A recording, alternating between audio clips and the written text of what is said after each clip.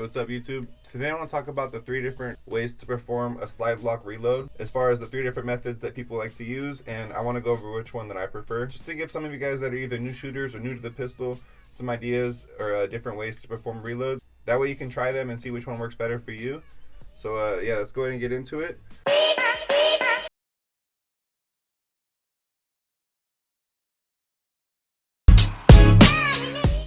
First and foremost, we are empty, just so you guys know.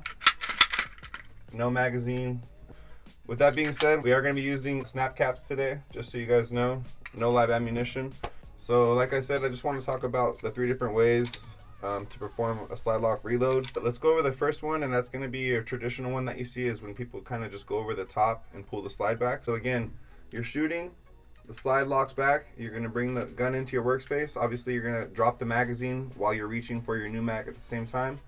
Once you insert the magazine, the first way I want to talk about is just kind of going over the top and racking the slide. So you're going to put your hand over the top. I have a red dot on my Glock 19, but if you don't have a red dot, obviously you're just going to grab the end of the slide, but I like to grip around the red dot, and then you're just going to pull back and let go. You're not going to ride it forward, which can obviously induce some malfunction.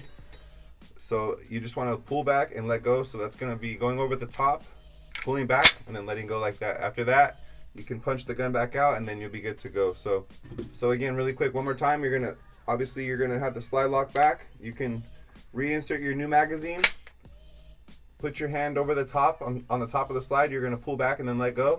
At that point, you're going to reestablish your grip and then drive back out. So that's going to be the first way to perform a slide lock reload that I wanted to talk about. The second one I want to talk about is the one that I prefer, and that's going to be using the slide release. So again, if I'm shooting, I know I went empty, I'm going to drop the magazine, reinsert the new mag. At that point, I'm going to use my thumb. As soon as I insert the magazine, I'm going to use my thumb and send the slide forward using the slide release right here. So the one thing I want to mention though, if you are going to use your slide release, is making sure you have that magazine inserted before you send the slide forward. So when you're new to shooting, and even people that have been shooting a while, sometimes when they're in a hurry, when they go to do their reload, they'll send the slide forward before they insert the magazine, and they'll go to punch out and they'll hear a click. At that point, obviously you're going to tap, rack. But anyways, yeah, I just want to show you there's nothing going to come out of the chamber because, like I said, I sent the slide forward before the magazine was inserted. So again, like you see, nothing came out. One more time, sometimes people accidentally send the slide forward before they insert the magazine, and that gun is still empty. So just want to remind you guys, if you are going to use a slide release, make sure that that magazine is inserted first and then sending the slide forward, which is obviously going to, like you see right there, chamber around. So that's going to be the second method, which is using your slide release, which is my preferred method. The other method that I see people use, this is the more rare method I would say, is kind of like a slingshot. I've seen people sometimes when they go empty, they reinsert a magazine, then they roll the gun over, and they almost do like a slingshot. They pull and then let go, and then punch the gun back out. For me, I feel like that's just extra movement that's not really necessary.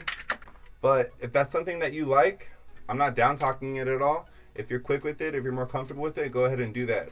I just kind of wanted to go over the 3 different ways of performing a slide lock reload. And again, this is kind of more for you new shooters out there that are new to the pistol or just starting to shoot in general.